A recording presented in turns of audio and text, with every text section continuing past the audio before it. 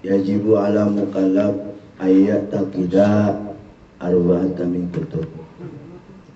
Diwajibkan kepada orang-orang mukallaf untuk mengiktikadkan, meyakinkan bahwasanya Allah Subhanahu wa taala menurunkan arba'atan minal kutubi, 4 daripada kitab-kitab Allah Subhanahu wa taala.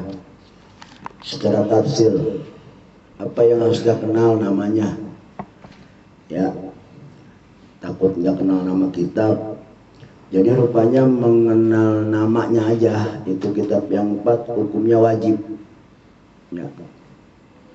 Wajib mengiktikadkan dengan nama-namanya. Pertama, Taurat, wajib kita mengimani daripada kitab Taurat yang mana ini diturunkan di Sayyidina Musa kepada Sayyidina Musa alaihissalam. Satu namanya Taurat. Yang kedua Zabur. Zabur di Sayyidina Daud, yaitu diturunkan kepada Sayyidina Daud alaihissalam. Yang ketiga wal Injil. Injil di Sayyidina Isa, yaitu kepada Nabi ya Allah Sayyidina Isa alaihissalam. Dan yang terakhir wal Furqan, yaitu kitab Furqan Al-Quranul Karim di Sayyidina Sayyidul Khuluqi Sayyidina, yaitu Sayyidul Khalqi, rajanya makhluk, yaitu Sayyidina Muhammad sallallahu alaihi wasallam. Wa amma baqiyatul kutub fayajibu ittiqadu ijmalan. Adapun kitab selain yang 4 ini kita cukup untuk mengenal secara ijmal saja. Artinya begini, ya, kita percaya kitab-kitab diturunkan kepada para nabi, gitu aja udah cukup. Cuman kalau yang 4 ini rinci kita. Ingat, Taurat Nabi Musa, ini harus dikenal. Zabur Nabi Daud, ingetin tuh. Injil Nabi Isa, Al-Quranul Karim atau Furqan kepada Nabi kita Muhammad sallallahu alaihi wasallam. Adapun selebihnya suhu kita cukup mengimani secara mujmal saja, enggak secara rinci. Ya, kita cukup, saya beriman Allah menurunkan sub-subnya kepada Rasul tanpa dirinci kepada siapa-siapanya. Gitu. Bahkan jumlah-jumlahnya juga pada nabi siapa. Itu cara permainan beriman kepada kitab-kitab Allah Subhanahu wa taala sejalur dengan Ahlussunnah wal Jamaah. Sama semua juga, ini aturan mainnya Ahlussunnah wal Jamaah. Mungkin ada yang nanya, padahal Imam Syafi'i itu hidupnya itu sebelum daripada Imam Asy'ari, pengarang kitab tauhid yang sering kita kenal. Bahwasanya Ahlussunnah wal Jamaah itu kan megangnya kalau fikih 4 madhab. Salah satunya kan kalau di Indonesia mayoritas madhab Syafi'i. Kemudian untuk ilmu tauhidnya 2, antara Al-Maturidiyah dengan Asy'ariyah. Kadang-kadang bertanya, padahal Imam Syafi'i itu madhabnya tauhidnya apa? Begitu pertanyaannya. Padahal Imam Syafi'i itu hidupnya ada sebelum Imam Asy'ari. Kan bertanya kita, kalau disebut Asy'ariyah, padahal Imam Syafi'i duluan adanya, Imam Asy'ari belakangan. Seharusnya kan yang ikut itu yang di depan dulu, yang di belakang ikut yang ke depan. Ini mah yang depan ikut ke belakang, kan nggak mungkin. Ya, betul nggak? Ngapa nggak pakai madhab Syafi'i aja? Fikihnya Syafi'i, madhabnya Syafi'i, kan begitu. Ya, ini ada karena bertanya seperti itu. Ya, walaupun Imam Syafi'i, jadi pertanyaannya Imam Asy'ari ini bermadhabnya kita ini madhab fikih, oke, Imam Syafi'i. Lalu kita madhab tauhidnya nggak langsung Syafi'i aja, Imam Asy'ari. Sedangkan Imam Asy'ari ini lahirnya kan sebelum Imam Syafi'i. Pertanyaannya lagi, lalu Imam Syafi'i ngikutnya ke siapa madhab tauhidnya? Sedangkan Imam Syafi'i belum, Imam Asy'ari belum ada. Ini pertanyaan seperti itu. Pencetus daripada apapun yang dipokalkan oleh Imam Asy'ariyah sebetulnya itu identik dengan pokal apa Imam Syafi'i tentang masalah tauhid. Jadi intinya Imam Asy'ari hanya mentakrir saja, mentakrir akan tauhid Ahlussunnah wal Jamaah yang lurus itu seperti apa. Jadi intinya Imam Asy'ari itu sebetulnya mentakrir daripada ketauhidan itikad daripada Imam Syafi'i. Karena Imam Syafi'i itu menonjol pada waktu itu fikihnya. Tauhidnya belum ada perkara tentang tauhid itu. Mungkin belum terlalu ramai atau belum terlalu booming tentang masalah tauhid rame-rame seperti itu. Maka datanglah gurunya Imam Asy'ariyah. Di situ beliau supaya nanti setelah zaman beliau ini tauhid Ahlussunnah wal Jamaah itu nggak ada yang melenceng, jadi lurus, menyambung terus kepada Imam Syafi'i, terus menyambung. Jadi intinya tauhid yang diterangkan oleh Imam Asy'ariyah itu identik dengan tauhid yang ada pada Imam Syafi'i. Jadi bukannya Imam Syafi'i ikut Imam Asy'ari, bukan. Gitu. Karena memang pada masa itu mungkin tauhid itu pada Imam Syafi'i belum terlalu ramai, belum terlalu booming seperti apa. Jadi Imam Asy'ariyah sebetulnya mah ingin melempengin aja, dikaranglah kitab-kitab tauhid tentang tauhid Ahlussunnah wal Jamaah agar umat-umat kemarinya tidak ada yang melenceng daripada tauhid Ahlussunnah wal Jamaah. Gitu, ya. Ya sekarang kan kalau tetangga sebelah mah tauhid itu kebagi 3. Ya. Ada tauhid uluhiyah, tauhid rububiyah, tauhid asma wa sifat. Nah, itu kalau di sepengetahuan sedikit tentang masalah itu emang semuanya rancu itu sebetulnya. Ya, kenapa tauhid dipisah-pisah? Rububiyah ya uluhiyah ya itu juga, tapi oleh mereka dipecah, dibatas-batas, disekat-sekat sehingga menjadi kerancuan tentang masalah keyakinan. Ya, rububiyah itu berarti kan orang yang meyakinkan yang ngurus alam Allah, pengurusannya. Berarti orang yang berkeyakinan yang ngurus segala apapun hal di alam dunia ini yang ngurus Allah, Tuhan. Berarti dia termasuk Islam berarti kalau begitu. Walaupun tidak tauhid uluhiyah. Gitu. Kalau uluhiyah itu berarti semua hal apapun semua bertujuan nyembah hanya kepada Allah. Nah, tauhid uluhiyah inilah yang menjadikan mereka itu mengkafir-kafirkan orang-orang di luar mereka. Iya. Jadi sehingga hal yang berbau-bau ibadah itu harus khusus kepada Allah. Jadi apapun yang berbau ibadah kalau bukan langsung ke Allah hukumnya kafir. Iya, istighosah kafir, maulid kafir, sesat semua, bid'ah semua. Ya karena mereka itu beranggapan apapun semua harus bertuju hanya kepada Allah. Hanya kepada Allah. Sehingga orang yang tawasulan kepada para wali kufur, mereka kan mengkafirkan. Ya kalau doa langsung aja ke Allah, ibadah langsung aja ke Allah, begitu mereka. Bahkan apapun kita semua langsung aja Al-Quran sama hadis aja yang dipegang, begitu. Ini kan rancu jadinya. Maka dikala ada orang-orang di luar Islam, dikala mereka punya keyakinan umpamanya gitu daripada salah satu pembagian tauhid 3 ini, maka mereka dinyatakan sepertiga iman berarti kalau begitu. Jadi orang kafir masih dikatakan orang beriman sepertiganya. Sedangkan kalau Ahlussunnah wal Jamaah mengatakan orang kafir ya totalitas 100% mereka ya kafir, nggak ada keimanan sedikit pun. Gitu. Itu tentang masalah tauhid. Lalu bertanya lagi, kenapa sifat ada 20?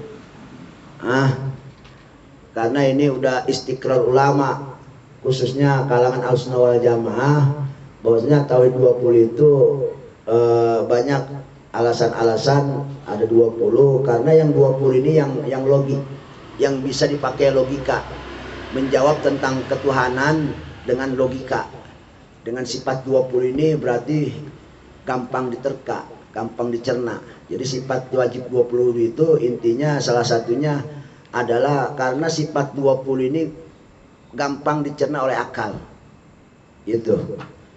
Ya, gampang dicerna oleh akal. Selain itu juga alasan kena 20 ini juga untuk membentengi akidah-akidah kita Ahlussunnah wal Jamaah daripada akidah-akidah yang di luar Ahlussunnah wal Jamaah seperti Mujassimah, Tajsim.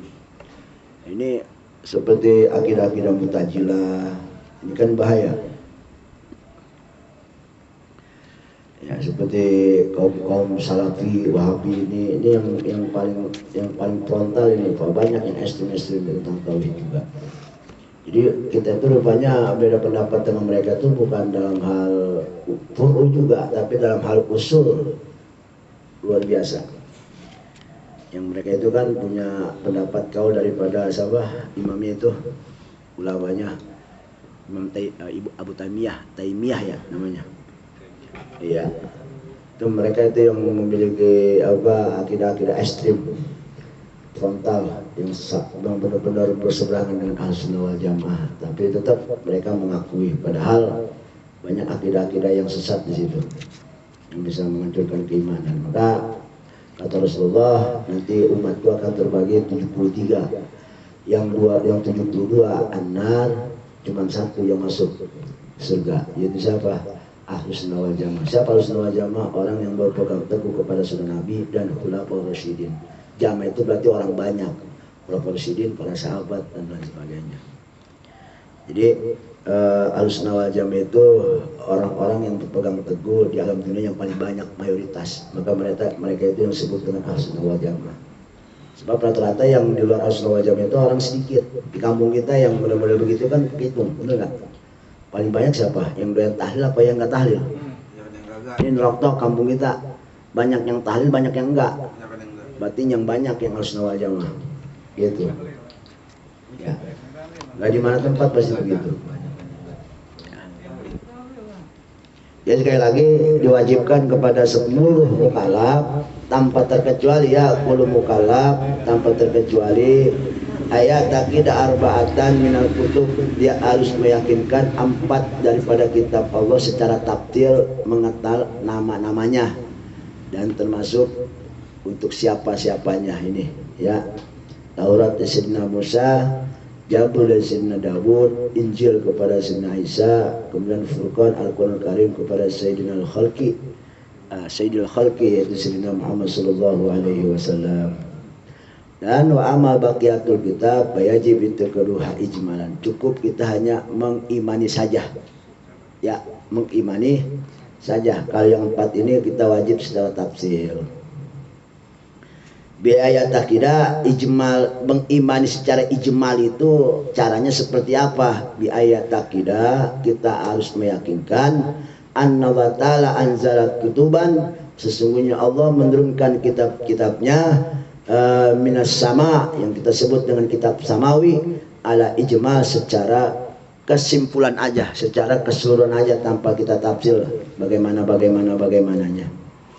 Wa qad istara ana jami'a kutub, dan telah masyhur, ya, dirinci mungkin nih bahasanya, mungkin dikasih tahu juga kita nih, enggak secara tafsir tapi dikasih tahu juga.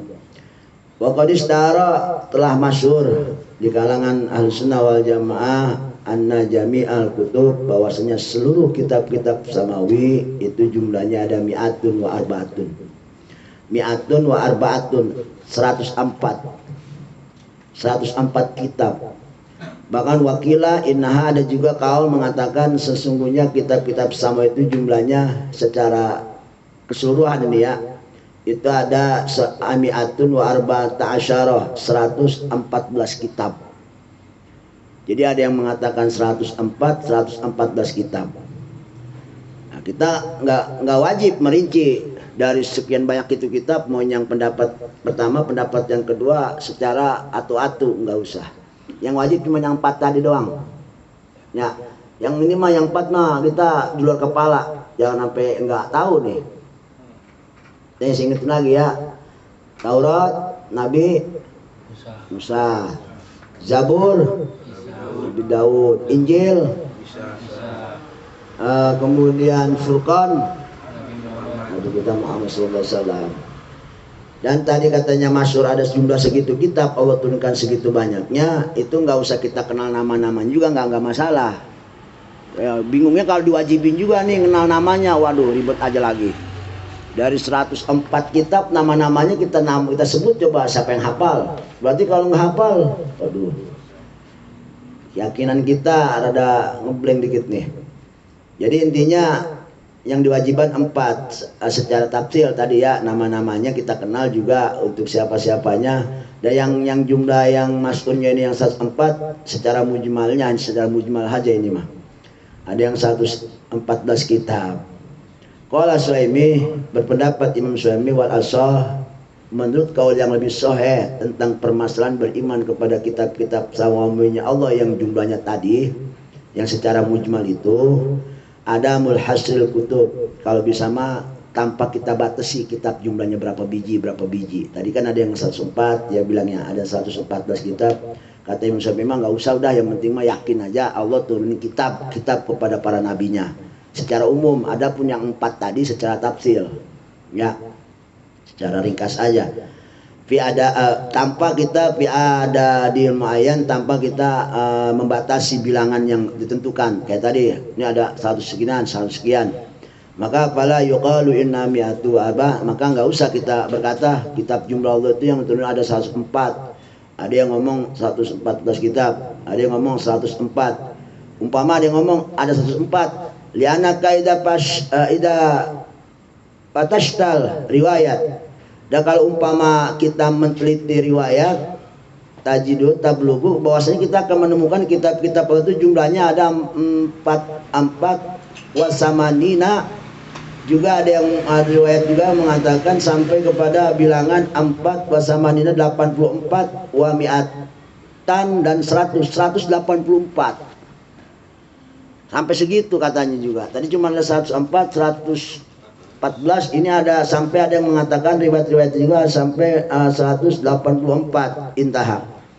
Jadi takutnya nanti kalau kita berimannya cuma 100 sekian, nanti ada salah satu kitab yang kita nggak imani, kan begitu jadinya. Atau jumlahnya sekian padahal lebih, atau jumlahnya sebanyak itu padahal nggak ada, kurang. Nah ini kan jadi bahaya. Makanya kata Imam Syafi'i alasan seperti itu, udah nggak usah di jumlah berapanya, udah cukup dalam masalah kitab-kitab Allah mengimaninya, cukup kita beriman secara mujmal Allah menurunkan kitab-kitabnya kepada para nabi, cukup, titik, sampai di situ.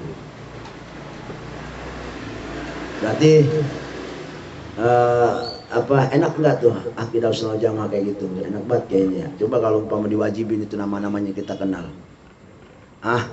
Nama-nama kitab 184, 114 kitab coba.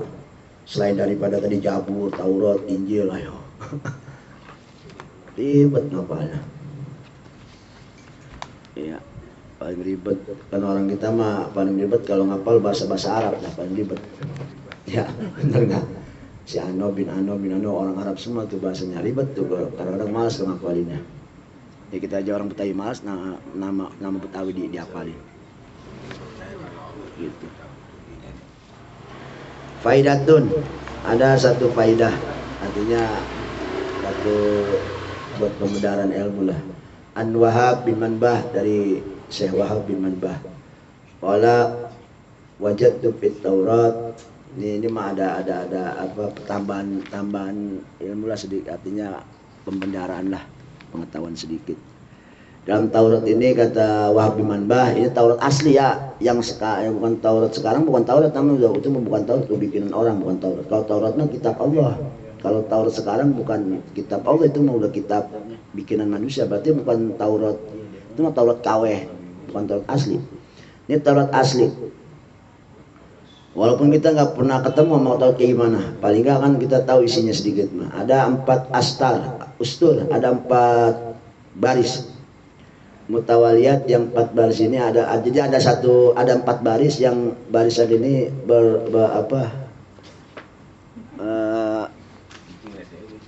berbaris lah bahasanya. Ahadua yang pertama, ada 1 barisan yang pertama, nih. Man qara'a, mana kata beliau tuh? Man qara'a kitab Allah, keterangan dari Taurat nih. Pernah baca Taurat? Nih, kita bacain, ada bacanya. Man qara'a kitab Allah Ta'ala fadhanna an la yaghfirallahu ta'ala fa huwa minal apa ini? wa minal mustahjiina gitu. Barang siapa yang membaca kitab Allah, pada waktu itu Taurat mungkin, kemudian dia padona punya prasangka jelek. Apa prasangkanya? Allah yaghfirullah lahu, Allah nggak bakal ngampunin gua. Dia baca kitab kan intinya minta ampunan lah, ibadah kan, tapi dia punya sangkaan mana mau Allah ngampunin gua gitu. Maka fahuwa minal mustajina, maka ini orang termasuk yang akan dihinakan oleh Allah Subhanahu wa taala. Tuh baris pertama. Terus baris kedua asani. Baris yang kedua wasani man tawaddu'a ligoniyin. Barang siapa yang merendahkan diri ligoniyin kepada Bang Goni, bukan Bang Goni, kepada orang kaya, jawat, bos, mandor. Wah, pokoknya mau orang-orang kaya. Barang siapa yang merendahkan diri di hadapan orang-orang kaya, orang punya duit lah, orang berduit ini. Liginahu, dia merendahkan diri ya karena kekayaannya. Banyak kan sekarang kejadian begitu. Orang gak bakal sungkan jauh-jauh datang ke rumahnya kalau bukan rumah Pak Wali Kota mah, betul apa enggak? Berarti kan ini ada dorongan atau ada daya tarik yang membuat dia seperti itu. Ya, benar apa enggak? Ya, di sini keterangan Taurat, barang siapa yang menghinakan diri, merendahkan diri, tawadu, merendahkan diri kepada orang kaya, tapi bukan karena akhlaknya, bukan karena ilmunya, bukan karena kebagusan akhiratnya intinya, tetapi karena duitnya, karena banyak duit, maka faqad zahaba sulusa dinihi, maka orang tersebut telah hilang sepertiga agamanya. Naudzubillah summa naudzubillah min. Pantes orang semua yang takut sama atasan ya karena kekuatan keuangannya, pantes dia berani berbuat dosa, berani untuk melanggar undang-undang, berani melanggar daripada adat, melanggar daripada segala semua dilabas, hukum segala dilabas. Berarti orang tersebut emang jelas agamanya 2/3 hilang. 2/3 hilang. Masih ingat sama dosa kalian beruntungnya mah. Ya pantas semakin kemari dia akan semakin beringas. Kenapa? Dekengannya kuat, dia berani berbuat. Naudzubillah summa naudzubillah min dzalik. Ya mudah-mudahan kita terlindungi juga turunan-turunan kita, terlindungi dari hal-hal semacam orang-orang yang punya sifat seperti ini, merendah diri di hadapan orang kaya. Merendahnya ini tawadunya bukan karena amalnya, bukan karena alimnya, bukan karena ilmunya, bukan karena akhlaknya, tetapi karena uangnya. Maka orang tersebut akan dihinakan oleh Allah, yaitu dengan cara dihilangkan 2/3 agamanya. Naudzubillah summa naudzubillah min dzalik. Maka nggak aneh kalau umpama orang yang semacam itu pasti akan menerabas segala undang-undang, karena dia punya dekengan kuat, berani gitu berbuat. Betul apa enggak? Jangan sampai ya. Ya pokoknya yang merasa seperti itu hilangin lah. Kita menghormati orang jangan mandang anuannya, kita menghormati orang karena kemanusiaannya aja atau kealimannya atau agamanya lah gitu. Di luar itu jangan sampai. Ya jangan sampai ya, termasuk artanya mungkin pangkatnya. Ini aja kalau bukan Kapolres mah nih boro-boro mau datang. Kenapa dia datang jauh-jauh bela-belanya? Karena Kapolresnya yang dipandang karena pangkat bintangnya itu. Boleh jadi hilang agama 23% daripada agamanya. Maka dia akan semakin beringas tak kesononya kalau semakin akrab, semakin berani dia berbuat. Kenapa? Belakang gua kuat. Pantas ya kalau umpama kejadian, ya gitulah. Dalam kitab Taurat udah diterangin ini. Dulu ini Taurat lagi zaman Nabi Musa. Mungkin ini Firaun ini yang dulu nyembah Firaun ini. Wasalisu, dan yang ketiga Man azana ala ma fatau man sakhata qada rabbi, barang siapa yang sedih akan sesuatu yang terlewatkan dari hal dunia. Ya, buset, kemarin aku bakal ngambil ya, begitu umpama. Kesempatan kemarin, artinya dalam hal-hal dunia, maksiatlah atau duniawiyah bentuknya. Orang yang nyesel akan yang sifat keduniawian gitu. Cuma kemarin kalau gua main mah dapat nih gua rugi, umpama begitu. Ya. Maka sakata qada rabbi, maka orang tersebut sama aja membenci akan kepastian Allah Subhanahu. Orang sedih enggak kaya, orang sedih nggak punya motor, orang sedih nggak punya atau nggak kebeli mobil, orang sedih nggak kebeli baju. Pokoknya siapa aja yang sedih tentang hal dunia, maka orang tersebut sama aja membenci takdir Allah. Awas, rugi, merasa sedih kagak kebeli ano, merasa sedih kagak mampu ano, merasa sedih kagak bisa ano, nggak bisa itu, nggak bisa ini. Ya, orang mah pada sendal kerpil pun nggak jepit, sedih kayaknya. Masa sedih aja kalau nggak kebeli kerpil. Cuma contoh dikit aja nih mah, nggak bisa kebeli baju koko atu-atu acan, sedih dia tentang dunia. Maka sama aja orang tersebut benci takdir Allah. Orang yang benci takdir Allah, apa bedanya dengan membenci Allah Subhanahu wa Ta'ala? Auzubillah summa naudzubillah min balik. Ini yang biasa suka ngedumula begitu. Sialan apa sih bukan gue yang dapet, sialan apa sih bukan gue yang kaya, sialan apa sih bukan gue yang punya pangkat. Termasuk orang yang orang-orang seperti ini di kalangan kita hampir lah 80% rata-rata begono. Sudah buka. Urusan mancing juga sama, sialan jeng dapat gua Pak. Itu juga sama, nyontohan doang ini mah gitu. Jadi biar besok-besok jangan saling mendahului ya. Ini kan memicu suasana menjadi sore hari yang adem menjadi panas, aturan adem menjadi biasa aja kali gitu ya. Nah, jadi intinya mah ini mah nyontohin doang. Ya, nyontohin doang. Nyontoh doang. Ya. Itu mah bahasa ngecengnya bahasa apa, ini mah nyontoh doang. Ya intinya mah seperti itu. Kalau ada orang yang enggak nerimain, pokoknya enggak nerimain tentang hidupnya aja lah. Enggak mujur, enggak enggak ini, enggak bisa beli enggak bisa beli nyesel, apa sedih gitu. Ini orang benci sama Allah ini sifatnya. Warabe, dan yang keempat, man syaka musibatan fa inna ma yashkur rabbah. Barang siapa yang syaka, mengadukan tentang musibahnya, maka sama aja dia mengadu kepada Allah Subhanahu wa Ta'ala. Artinya pelajaran buat kita di sini, dikala kita ketemu musibah, sakit apa, ngadunya ke Allah. Ngadunya ke Allah.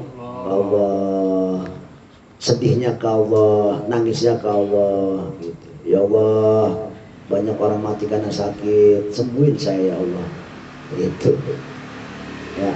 Banyak orang putus asa karena sakit, sembuhin aku ya Allah, takut saya sakit nanti saya termasuk orang yang putus asa ya Allah, jadi sembuhin sama Allah gitu. Kalau bisa ngadunya mah, ya Allah pinterin saya ya Allah, di alam dunia udah banyak orang yang pada bodoh, maka pinterin saya ya Allah gitu. Ya Allah sehatkan saya ya Allah, orang zaman sekarang banyak sakit sehat, banyak yang sakit kemudian kupur kepadamu ya Allah gitu doanya, supaya kita nggak digolongkan kekupuran dari gara-gara sakit tersebut. Jadi doanya begitu, maksa menggakan sama Allah, paling gak kan itu doa yang benar-benar ya intinya mungkin kayak pemaksaan kali, tapi Allah nggak bisa dipaksa gitu. Itu ya Allah berikan saya ilmu, zaman sekarang orang bodoh udah gak kehitung ya Allah begitu. Jangan sampai saya termasuk hitungan orang yang bodoh gitu intinya mah. Ya Allah sembuhin saya Allah dari penyakit, karena zaman sekarang orang sakit banyak yang kupur nikmat kepadamu ya Allah, maka sembuhin saya biar saya nggak termasuk golongan kupur nikmat gitu maksudnya. Nah, itu 4 baris sebuah nasihat mauidhah dari kitab Taurat. Intah. Wa fit Taurat, dan dalam kitab Taurat juga ada aidon ya bena Adam. Ini ada juga keterangan dari kitab Taurat juga, ya bena Adam la takhaf bin sultan. Wahai anak manusia, jangan takut sama raja, jangan takut sama presiden, jangan takut sama wajabat menteri, jangan takut marpes juga, jangan takut sama marpes. Ini apa Allah yang ngomong ini. Jangan takut wahai manusia dengan raja-raja di alam dunia, siapa aja terserah, mau yang pangkat presiden, pangkat apa juga. Kenapa? Madama sultani baqiyan, selama kerajaanku masih abadi. Jadi intinya kita harus takutnya sama kerajaan Allah, bukan sama kerajaan selainnya. Sedangkan wasultani baki dan bakin, dan kerajaanku itu abadi kata Allah. La yanfad abadan, gak bakal hancur selamanya. Jadi bahasa begini, jangan takut, ada saya kata Allah. Begitu tujuannya maksudnya. Jangan takut sama siapapun selama innallaha ma'ana, kan begitu. Ya, kesimpulan seperti itu. Kenapa bahasnya pakai raja? Ya karena orang yang berkuasa ini yang paling biasa ditakutin sama orang. Sedangkan kata Allah dalam kitab Tauratnya itu, jangan takut selama aku masih ada dan aku ada abadi. Tuh, artinya tetap tenang aja begitu. Semua aku yang atur kata Allah. Manusia nggak bisa punya kemampuan apa-apa. Iya, betul apa enggak? Yang punya kekuatan siapa? Kenapa ada nasihat seperti ini? Karena kita ini mindset keimanannya kadang-kadang kurang nih gara-gara ngeliat raja. Ya, takut, rasa takut ada pasti, karena pasti dia punya pikiran begini, dia punya kekuatan. Nah ini nanti jadi bakal timbul kehancuran nih dalam keyakinan kita. Padahal kekuatan punya siapa? Ya Allah. Makanya orang-orang yang iman dia kuat mah nggak takut kecuali kepada Allah. Apa yang ditakutin nggak ada. Mau siapa ke, mau 9 naga ke, mau 10 naga ke, 20 naga juga nggak takut. Begitu bahasanya. Orang kan kadang-kala udah ngedengar 20 naga udah dikduk. Segala punya, ya kan, bener nggak? Finansial dia punya. Buat ya artinya buat secara dohir mencelakai kita dia gampang. Secara batin pun gampang. Dia bisa sewa dukun 200. Kirim telur. Kan begitu bahasanya. Duit punya. Nah kita ini kadang-kadang gede di situ. Jadi kata Allah, tenang, ada saya, begitu maksudnya. Ini Allah seakan-akan nyemangatin hamba-hambanya yang soleh, nyemangatin hamba-hamba manusia yang menyembah kepadanya. Udah jangan takut sama, kan tahu itu kan zaman Nabi Musa. Artinya itu jangan takut sama kerajaan. Mungkin situ nyindirnya ke Firaun. Firaun kan waktu itu, masya Allah. Apa yang juga bisa. Bahkan paling sadisnya itu dia ngomong saya Tuhan, kan begitu dia bahasanya. Orang kalau udah nganggap dirinya Tuhan, coba mati hidup manusia umat dia yang ngatur, kan berarti begitu. Maka Allah berkata seperti itu, tenang selama aku masih ada kata Allah, dan keadaanku kata Allah, keberadaan wujudku abadan selama-lamanya. Ya benar Adam, ada lagi nasihat dari kitab Taurat. Ini kita lagi ngaji tentang iman kepada kitab Allah. Ya paling nggak sedikit kita ambil hikmah dari kitab-kitab Allah itu, termasuk Taurat yang kita kagak baca ini soalnya. Yang bukan zamannya, kita zaman akhir yang dimana Quran udah turun, berarti Quran. Ya ibn Adam, wahai anak manusia, khalaqtuka, aku ciptakan kamu liibadati, beribadalah kepadaku, untuk ibadah kepadaku. Fala tal'ab, udah jangan main-main lagi. Ya jangan main-main lagi. Kenapa? Sebab dunia itu penipu. Barang siapa yang ambisi dunia berarti dia orang yang tertipu. Maka kuciptakan kamu untuk beribadah kepadaku, maka jangan main-main, serius bahasanya. Jadi kalau urusan ibadah serius, kalau urusan akhirat serius. Ini kita banyak salah mindset juga nih, salah mindset, jadi sehingga salah persepsi. Kita kadang-kadang kalau buat urusan akhirat, kalau buat urusan dunia tegap. Oh, bahasanya tegap ya bahasanya. Sergap. Apa bahasanya? Tegap apa namanya? Sergap. Sergap kali. Sergap ya. Tapi kalau buat urusan akhirat nggak sergap-sergap acan kayaknya di hati kita. Enggak, kayaknya kita kalau buat urusan sholat, apalagi urusan berjamaah, kurang sergap. Artinya mindset kita nggak sergap mandang ke situ. Muda. Jadi kan iya, bener nggak, urusan sholat, urusan ibadah, pokoknya mah urusan akhirat kita kurang sergap. Iya, pikiran sergap setengah-setengah. Padahal sini kata Allah, fala tal'ab. Kalau bisa sergap, jangan sampai manyun aja, diem-diem aja. Sholat mah sholat, cuman nggak sergap, begitu bahasanya. Jadi kita mah kayak orang agak peka nggak peka dianggapnya. Seharusnya, tapi kalau buat urusan dunia yang menghampiri kita, sergapnya bukan, apalagi kalau buat urusan tembus sama menembus, sergapnya bukan main. Ya, bener nggak? Ya, betul. Coba yang kita rasain dah, lebih selegap urusan begono apa selegap urusan kita sholat atau berjamaah atau ngaji? Kita mandangnya selegap-selegapnya ini setengah-setengah kita kalau buat akhirat. Jadi wajarlah kalau kita ini berkahnya rada kurang, kemanfaatannya rada kurang, maunah Allah juga rada-rada sendet-sendet. Wajar karena kita nggak selegap-selegap acan. Ada masalah ngelakuin sholat, cuman nggak ada selegapnya, rasa selegapnya nggak ada. Di hati itu nggak ada aja begitu, santai aja bawahnya, kayaknya nggak ada apa-apa urusan begini. Tapi kalau buat urusan, waduh, kalau urusan dunia mah besok jam 6 jalannya. Ini dari jam sekarang udah banyak pikiran, ini selegapnya bukan main. Itu kita dipermainkan tuh mindset kita tentang dunia. Pantas iman kita mah rada kurang begono begitu, rada ngeblank kita mah. Jadi tergantung anginnya, angin mana nih yang semeliwir nih. Ini iya serius, emang begitu kita kebanyakan. Kita kalau buat urusan ngaji, sholat, ya ibadah pokoknya mah akhirat, di hati itu nggak ada peka-pekacan. Ya, PA kali. Gitu. Kurang selegap pala tal'ab. Ya ibn Adam la takhaf. Lalu tadi katanya kita diciptakan untuk ibadah. Kan saya enggak sholat doang, kerjaan di dunia nyari duit, macul segala ngojek, niatin ibadah. Jadi biar 24 jam kita full ibadah. Makan niatin ibadah, minum niatin ibadah, ngopi niatin ibadah. Jadi niatin biar jadi ibadah. Kita mah ngopi ayo aja, jong aja sore, niat kagak. Jadinya selama kita ngopi 2 jam itu sampai kopi tinggal ampasnya doang, kagak ibadah. Biar jadi ibadah, kopi segelas niatin ibadah biar kuat. Umpama ngopinya pagi, niatin biar kuat sholat zuhur, walaupun waktu masih lama.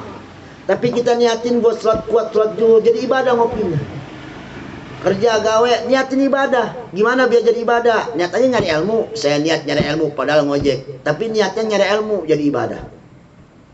Seharian dia ngojek, berarti seharian pula dia ibadah kepada Allah Subhanahu wa taala. Jadi ibadah itu ada yang ibadah mahdo, ada yang ibadah guer mahdo. Justru yang paling banyak itu ibadah guer mahdo. Sekarang saya pengen tanya, kewajiban kita 5 waktu itu kalau dicampur ada 1 jam, kayaknya nggak ada. Sehari semalam kita berapa jam? 24. Taruhlah sholat itu 30 menit. Berarti kita di luar sholat itu kewajiban kita itu ada berapa jam? 32,5 jam. Itu banyak ibadah itu kalau kita pakai itu paling banyak itu di situ. Sebetulnya ibadah guer madu yang paling banyak. Ibadah madu mah sedikit. Hitung-hitung mah kewajiban kita sholat 5 waktu, satu sholat 5 menit dah taruh. Sama jikiran semua doa itu kadang-kadang 5 menit. Kali 5, 25 nggak ada setengah jam. Hidup sehari semalam kewajiban kita cuma segono. Selebihnya kita kemanain? Oh, kita banyak ukur nikmat waktu ini kita. Oh, inna adzabi lasyadid. Orang ukur nikmat itu siksanya pedih. Maka niatin semua nih, kita duduk ngopi ngobrol, niatnya aja ibadah. Ngopi, nih kita ngopinya jam 1, niatin biar kuat sholat asar. Ngopinya asar biar kuat sholat maghrib. Ngopinya habis isya biar ntar bisa bangun subuh. Gitu aja udah niatin. Biar itu kopi yang kita uyup jadi ibadah, gelasnya jadi ibadah, airnya jadi ibadah, kopinya jadi ibadah. Semua-muanya yang kita pakai nih dalam ngopi itu jadi ibadah semua jadinya, baju, segala kutang, segala semuanya yang kita aksesoris kita pakai buat ngopi jadi ibadah itu. Saksi itu nggak sembarangan. Ini gara-gara emang kita kurang peka. Tadi apa sebutnya kurang segrep apa aja. Itu gara-gara kurang segrep jadi begitu kita mah. Kurang sergap jadinya kita mah. Ya PA jadinya begitu, ngopi PA jadinya. Betul apa enggak?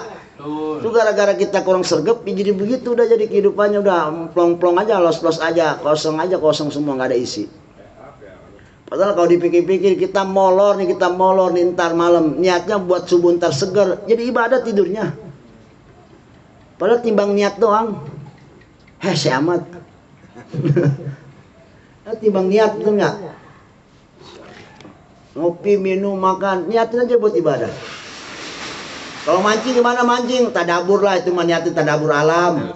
Jangan ngarepin dapet. Kalau ngarepin dapet mah urusan lain, itu mah niatnya, niat dapet namanya itu mah. Nah, niatnya tadabur alam aja. Atau niatnya daripada gua nongkrong di sana di pojokan ngomongin orang mulu, mending gua mancing, ngomong sama ikan. Jadi menghindar dari gibah. Bisa. Saya niat mancing menghindar dari gibah. Pahala jadinya. Kan berarti kan istinab nawahi, menjauhkan larangan Allah kan ibadah, bukan hanya mengerjakan perintah ibadah, ninggalin larangan juga kalau karena Allah jadi ibadah. Makanya mancing niatin juga biar beres begitu mancingnya. Jangan ngarepin dapat gabus. Jauh itu mah. Hanya orang tertentu yang bisa. Artinya ini mah jalan caranya seperti itu. Hobi boleh lah lakuin. Kalau gua hanya kalau kagak mancing kayaknya gua puyeng mat. Ya lakuin aja lah nggak apa-apa. Ngilangin puyeng-puyeng juga kan katanya kalau nggak mancing puyeng, tapi niatin begitu maksudnya. Niatin menghindar dari bisingnya dunia. Kalau pikir awal kan adem tuh, tenang ya kan, bener nggak? Niatin yang benar, niatnya yang penting niat ya. Sebab kita tidur itu bahkan kata Imamul Ghazali kan ibadah paling akhir zaman tuh yang paling orang bisa ngelakuin tuh tidur doang. Niatin dia untuk jauh dari gibah, niatin dia dari hasud. Kan kalau kita mata melotot aja mengeliat tetangga ya kan beli mobil baru, kita yang puyeng, hasud kan ya. Kagak boleh ngeliat orang seneng, fitnah. Kita tidur menghindar itu semua, tidur jadi pahala, jadi ibadah. Oh, jadi juhud itu. Seakan-akan kita lagi tapak itu. Bener. Enak nggak tuh ibadah begitu? Ya jadi niatin, dia niatin. Asal jangan nyolong pakai niat bener, kagak bisa itu mah. Ya, buat niat nyolong, ya dosa itu mah. Niatnya nggak pengaruh. Gitu. Nah, ini yang perlu kita sedikit-sedikit ya inget-inget lah bahasanya. Makanya kalau urusan akhirat mah sergap, namanya sergap. Jangan sampai PA. Kalau PA mah ntar pikiran juga jangankan ngopi ya ngopi aja udah seloyoran begitu aja udah kayak ngopi okem di pasar.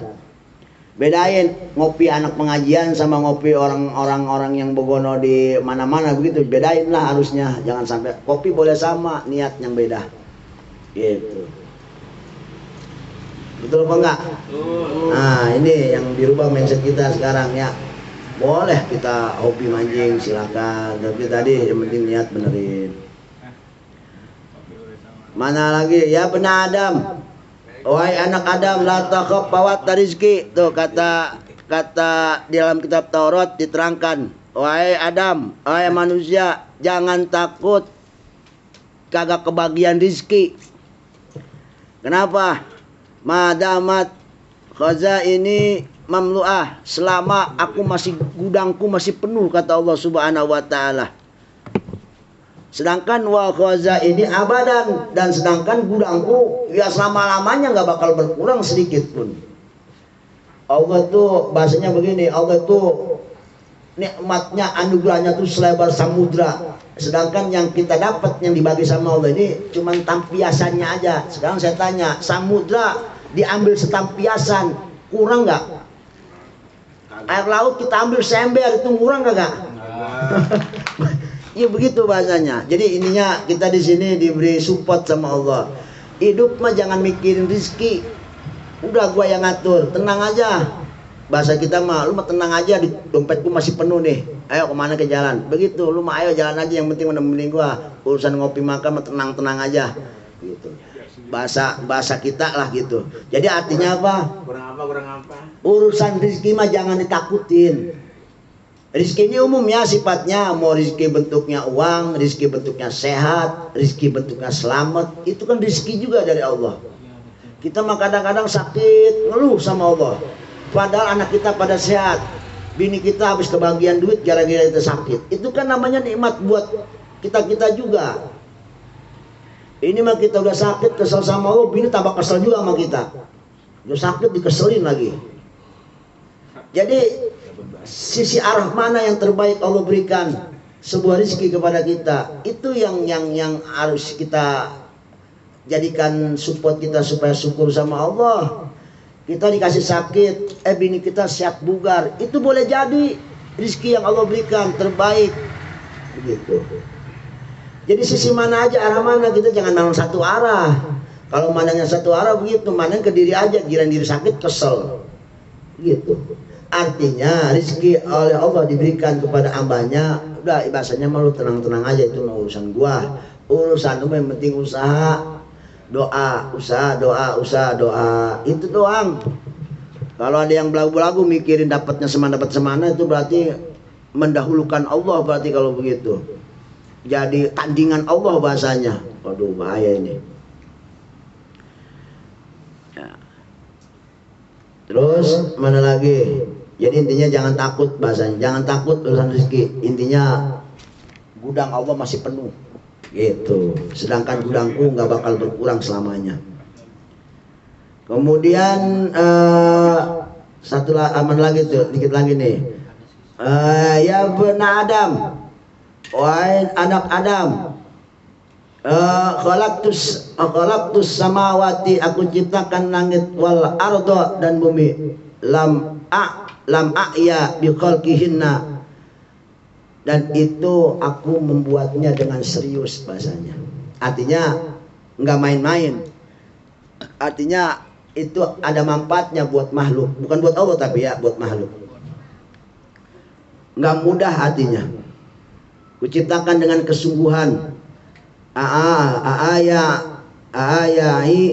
Ini ragibun wa idun asyuku ilaika fi kulli ainin ya ibn Adam. Kalau bumi dan langit aja aku ciptakan, aku bisa membuatnya, dan itu juga enggak mudah untuk menciptakannya. Artinya serius aku menciptakannya.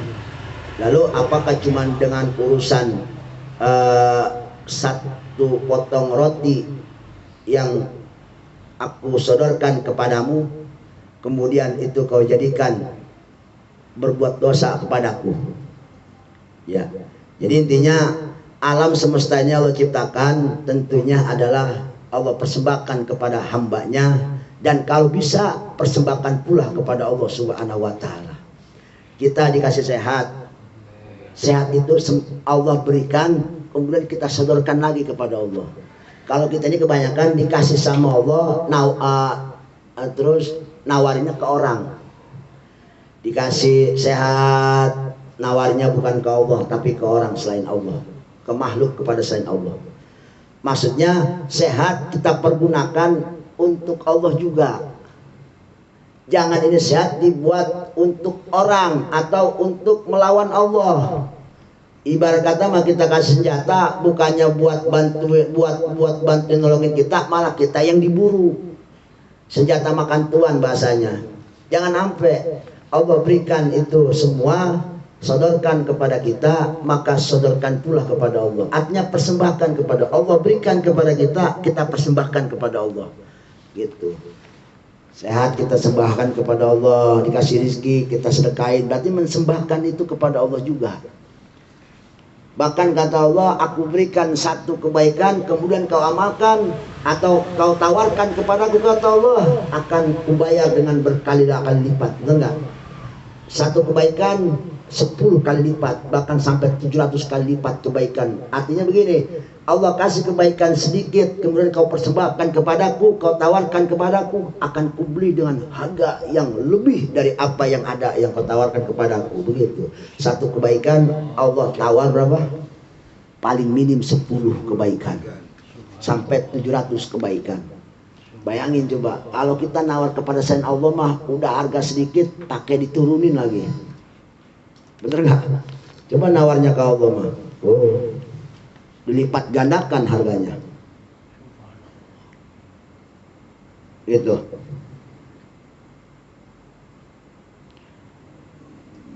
Kemudian mana lagi? Jadi maksud daripada ini aila ya'jiju syai'un li'anal ajiz asyayakuna ilal ma'bud. Jadi intinya mah bagi Allah menciptakan, jangankan menciptakan apa-apa gitu, bumi langit aja aku ciptakan mudah bagiku, kata Allah. Aku tuh nggak lemah bahasanya begitu. Aku qadirun, aku mampu, kata Allah Subhanahu wa ta'ala, menciptakan bumi dan langit yang begitu besar. Langit nggak ada tiang dia bisa melayang. Ada buatan manusia tanpa tiang melayang. Ada layangan itu benang. Ada layangan tanpa benang, itu mana apa ambak-ambakan itu. Ya, artinya Allah ciptakan sebegitu besar tanpa dengan pelantaran apa-apa. Ini kehebatan Allah Subhanahu wa ta'ala, dan itu ada di ayat Al-Haqqah. Awalam yarau anna Allah alladhi khalaqas samawati wal arda wa lam ya'ya bi khalqihinna biqadrin ala ayyuhil mauta. Jadi di sini seakan-akan Allah menampakkan zatnya yang maha mulia, yang maha agung. Artinya apa? Tidak ada satupun yang membuat aku lemah untuk menciptakan apapun. Intinya di situ keyakinannya kita. Itu tentang daripada ucapan Allah dalam kitab Taurat yang ini, ya wal adwa walam a'ya. Satu lagi, mana lagi nih, ada lagi. Ya bna Adam, wahai anak Adam, kama la atlubuka bi amalin godan fala tatlubuni birizkin godan. Wahai anak Adam, dengerin katanya. Aku ya bna Adam, kama la atlubuka, aku tidak meminta kepadamu untuk beramal esok hari. Aku tidak memintamu beramal besok hari. Maka fala tatlubni birizkin godan, maka janganlah kamu meminta kepadaku rezeki besok hari. Jadi artinya apa di sini? Di sini kalau masalah amal, di sini kita dianjurkan jangan berhayal besok baru gue ngelaksuin, besok baru gue ibadah, besok baru gue ibadah. Yang sekarang aja udah, sekamampu kita sekarang lakuin sekarang. Amal baik sekarang kita bisa lakuin sekarang. Jangan pakai entar. Besok aja ini mah kali gue bisa ngelakuin. Jangan begitu. Kalau sekarang ada kesempatan amal ibadah, lakuin apapun itu, kecil maupun besar. Sebagaimana juga jangan suka meminta aku rezeki esok hari. Artinya kalau buat urusan ibadah jangan dientar-entar. Ya. Kenapa? Sebab kalau buat urusan rezeki aja kita kadang-kadang maunya buru-buru begitu. Jadi kama la atlubuka bi amalin. Aku tidak memintamu untuk beramal esok hari. Fala tatlubuni birizkin godan. Ya bna Adam, wahai anak Adam, li alaika faridotun. Li untukku alaika manfaat. Jadi kalau bahasa kita jangan, kalau ngomong manfaat untukku berarti seakan-akan Allah ada keinginan daripada ibadah kita. Enggak, intinya begini aja. Li kepadaku alaika, berat terhadap dirimu. Apa? Faridotun, suatu amal yang wajib. Kewajiban itu bagi kita berat apa enggak? Sholat berat, puasa berat bagi kita. Wa alayya rizqun, dan aku harus memberikan rezeki kepadamu. Fa in khalaqtani fi faridati, apabila engkau tidak ibadah kepadaku, melawan kepadaku dalam masalah kewajiban, lam ahluki, tetap tetap aku nggak pernah yang namanya meninggalkan rezeki kepadamu. Jadi begini istilahnya,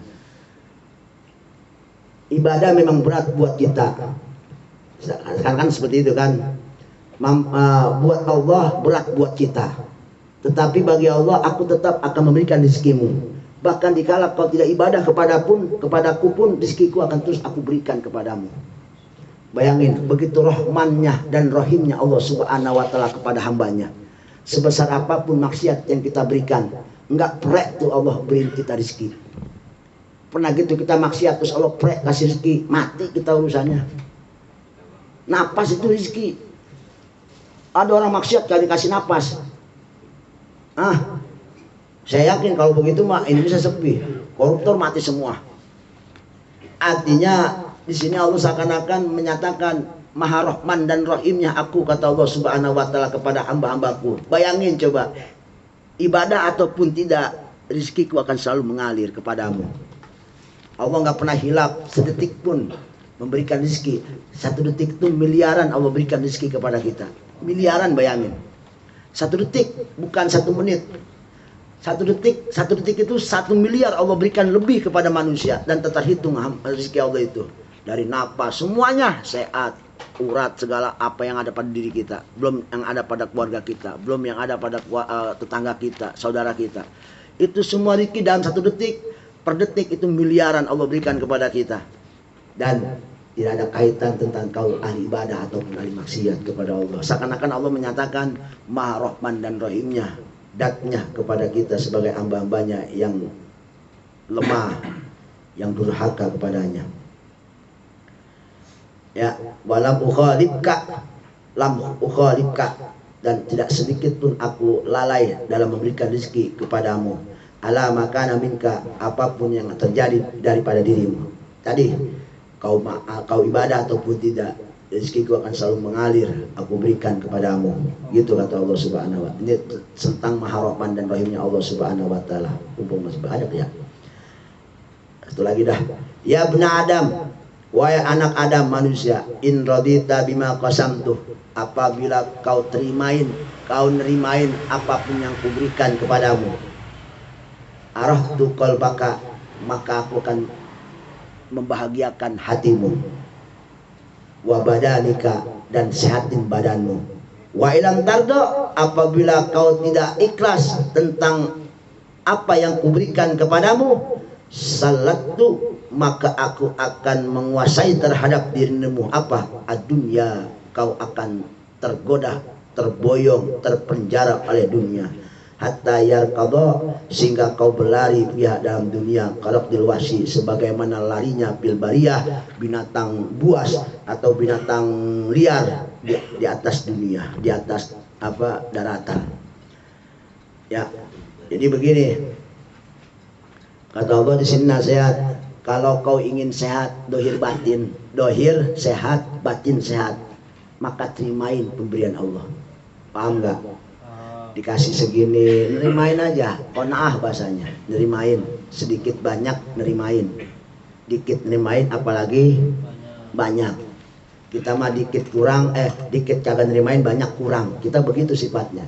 Jadi rupanya di sini modal kita terapi lewat daripada tas sehat kitab Taurat. Kalau ingin sehat batin dohir, hati sehat, dohir sehat. Di sini bahasanya arahtu qalbaka wa badanaka, aku sehatkan hatimu, aku sehatkan badanmu. Dohir batin, kalau kita pengen sehat modalnya apa? Qanaah. Sebab kata Allah di sini, barang siapa kalau orang nggak qanaah, nggak nerimain apa yang aku berikan kepadanya, tentang rizkinya, tentang sehatnya, tentang keuangannya, tentang keluarganya, tentang semuanya, maka yang akan Allah berikan kepada dirinya, Allah lepas diri kita.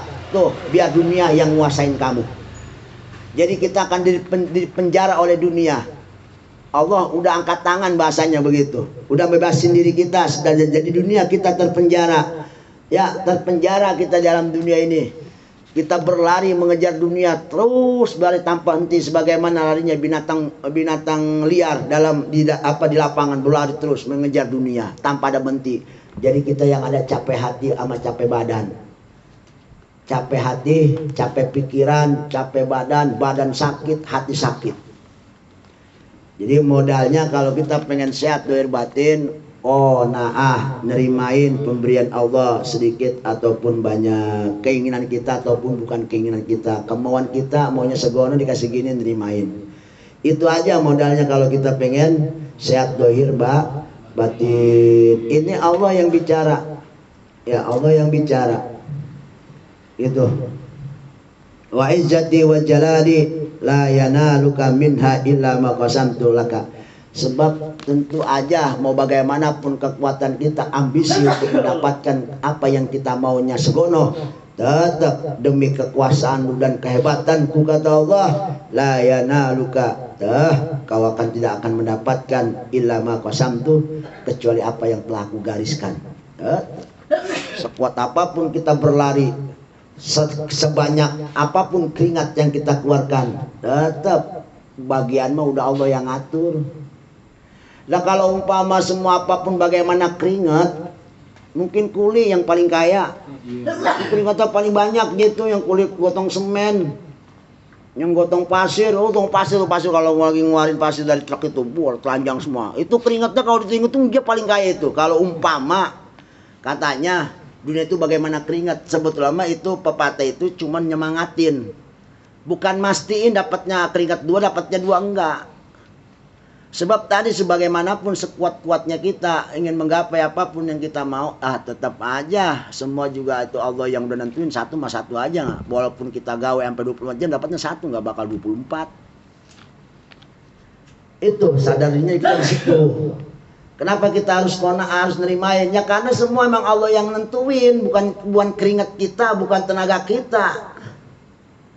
Kita kini kurang sadar di situ, kurang sadar jadinya ya begitu kita mah. Jadi pepatah mengatakan bagaimana keringat, yang kita tahu pokoknya hasil itu bagaimana keringat kita. Itu sebetulnya pepatah untuk support doang, bukan memastikan support, bukan memastikan dapatnya keringat segono, dapatnya segono juga, enggak. Nah ada orang santai-santai aja, tamunya banyak, keringat kagak. Betul apa enggak? Iya. Kadang-kadang kita lagi manyun-manyun, ada yang ngasih rokok, ada yang ngasih kopi, Masya Allah. Itu kan di luar nalar itu namanya. Ya intinya begini, biar kita sadar diri, nerimain apa adanya. Kita punya pikiran begini, lah Allah udah nentuin ya, kalau gue nyari mati-matinya tetap pasti gue segono aja. Artinya apa di situ? Kita terimain aja udah. Kan kalau umpama yang keringatnya banyak kan ya kuli yang paling kaya sekarang mah. Coba dah yuk, siapa yang keringat paling banyak kalau kerja? Siapa keringat yang paling banyak kalau kerja? Kadang-kadang mancing juga yang baru datang dapatnya 2, yang belum datang dari pagi dapatnya kagak, atau juga ada. Yang namanya di sini memang Allah udah yang ngatur. Makanya nerimain, jangan pada kesel, ini mah kesel. Jangan. Besok-besok kapok mau mancing di sini ngapa gak dapet, jemu dapet noh, begone, jangan, biasa aja. Memang ngerawat ya. Dia yang ngatur enggak kan? Ya intinya begitu. Ya jadi kita ngambil faedahnya aja lah, manfaat di sini ya. Apapun semua harapan kita tentunya Allah yang sudah di kotak-kotak segini. Itu supaya dalam kehidupan kita timbul qanaah terus. Apa tujuannya? Sehat badan, sehat hati, pikiran jadi sehat. Jangan sampai badan sakit, hati sakit, pikiran stres. Ini gara-gara kagak qanaah. Paham ya? Mudah-mudahan kita bisa ngamalin nih.